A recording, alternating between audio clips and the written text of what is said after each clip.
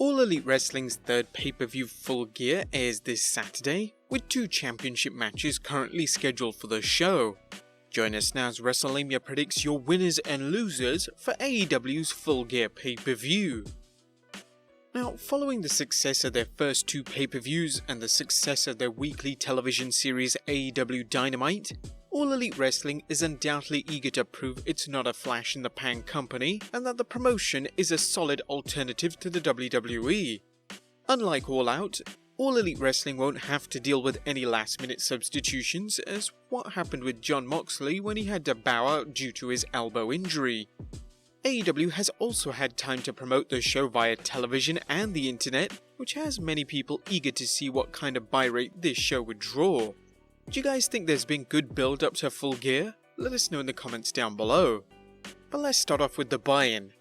Like the WWE, AEW hasn't put much effort into making its pre-show compelling enough to get people to order the show. One might think the promotion would put more effort into the pre-show since AEW has to persuade last-minute viewers to order the main show. This time around, AEW is putting on a women's match between the talented Dr. Britt Baker versus rising star Priestley, a match which should entertain and hopefully bring in some fans on the fence about dropping $49 for the show.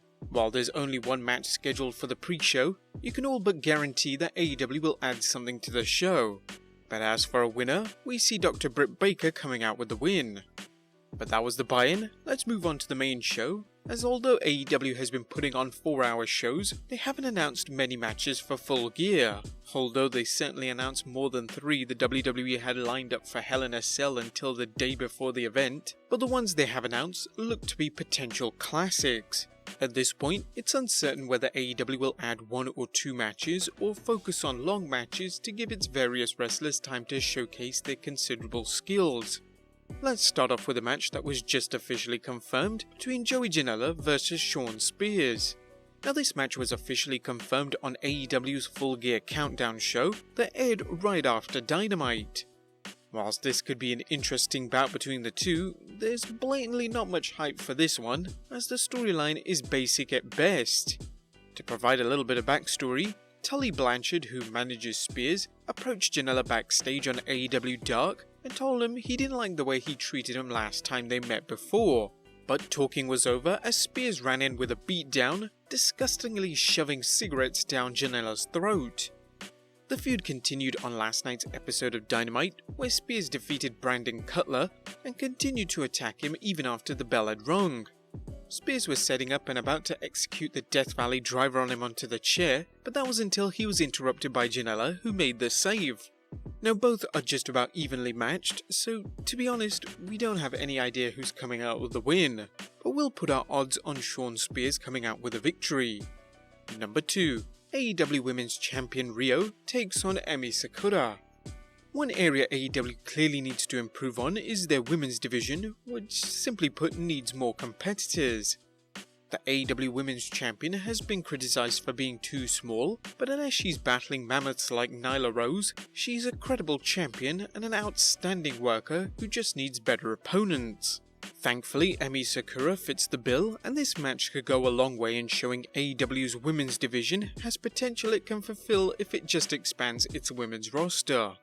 If the tag match on Dynamite between Riho's team and Sakura's team was any hint of their singles match, this could be the show to put AEW's women on the wrestling world's radar. As for a winner though, we see Riho retaining. Number 3. Pac vs Hangman Adam Page. While he struggled in the WWE as Neville, Pac has shown the world that he is a driven and extremely talented performer who never had his chance to shine in the WWE. In AEW, he's quickly gotten over as a methodical and ruthless heel that can out-wrestle and out-brawl most of his opponents.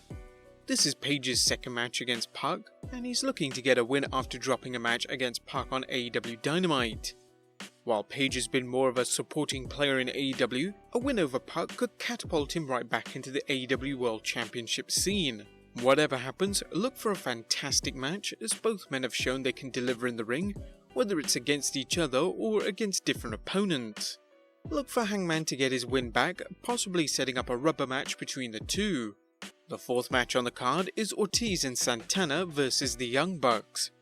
Ortiz and Santana, who wrestled in Impact previously as LAX, made quite the impression on the Young Bucks, attacking them at All Out after the brutal ladder match between the Bucks and the Lucha Brothers.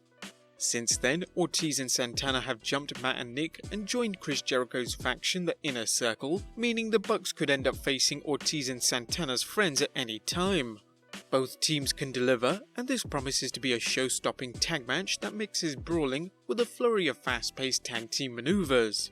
As we pointed out before, AEW has said it's looking to make its tag team division as important as its singles division, and this match should demonstrate that AEW means what it says.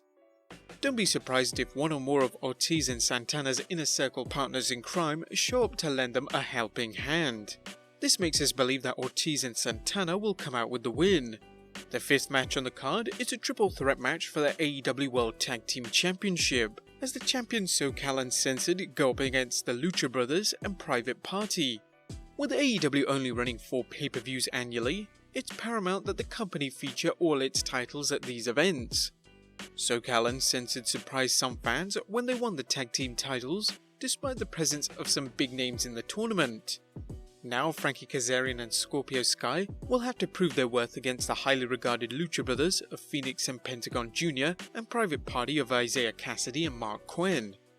The Lucha Brothers are the favourites in this match, even against the champions, but as fans have repeatedly seen over the years, triple threat matches make for some unpredictable encounters with unlikely victors emerging. Could this be another highlight reel of a match, once again showing the entertainment value in the tag team matches?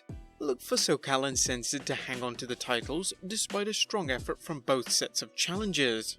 Next up, an unsanctioned lights out match between Jon Moxley and Kenny Omega. AEW has promised that its pay-per-view content would be different than its television shows, and so far they've lived up to this, featuring something WWE fans haven't seen in years, that being blood, as well as elements of hardcore wrestling, and we mean true hardcore wrestling, not falling into a crash mat off the stage, and letting a few fireworks off.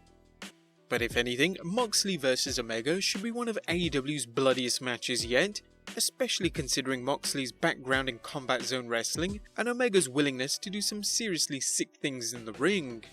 Whether or not you're a fan of blood, anything short of a bloodbath here will likely be seen as a disappointment, as you don't make a match unsanctioned and then feature no colour at all. Look for weapons, barbed wire, sick bumps, and enough blood to keep Dracula happy for the next few months. This match could easily catapult Moxley and Omega into true main eventers, ending critics' complaints that both men are overrated and unproven. However, we see this one in favour of Jon Moxley, who is no stranger to some real hardcore shit. And now for the main event, as AEW World Champion Chris Jericho takes on Cody.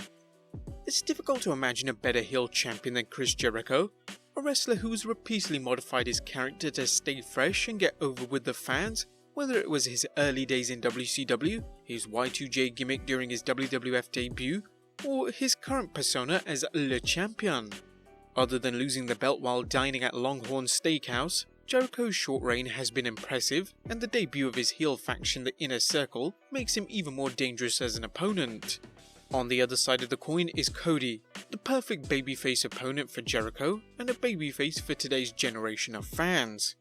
Confident, cool and talented, Cody is the wrestling hero for today's generation of fans, although it's safe to say he'd just have easily fit into the wrestling during the 90s, something that's difficult to do given the number of smarks ready to bury someone for the slightest fault. Whilst this is Jericho's first pay-per-view defense, it's not his first defense in the promotion. Let's face it, the only reason why Jericho won was to give that belt some star power from the beginning. Now that it's been built up enough, it can be passed on. However, it's often been said that the real money is in the chase, and this is a good example of how long but not overdrawn chase by Cody could build up Cody and Jericho further and help build AEW as well. However, with Cody stating he will never get another AEW title shot if he comes up short, it's difficult to imagine him losing. So maybe Jericho should save popping open a bottle of bubbly, as we predict that Cody will become the new AEW World Heavyweight Champion. But there you have it guys, our picks for AEW Full Gear. Are you planning on watching the show or attending? What do you guys think of our predictions? Are they on par with yours? Let us know in the comments down below, subscribe if you haven't already, Follow us on Instagram and Twitter, check out Wrestlegamia if you have some time, and I'll see you next time with some more wrestling content.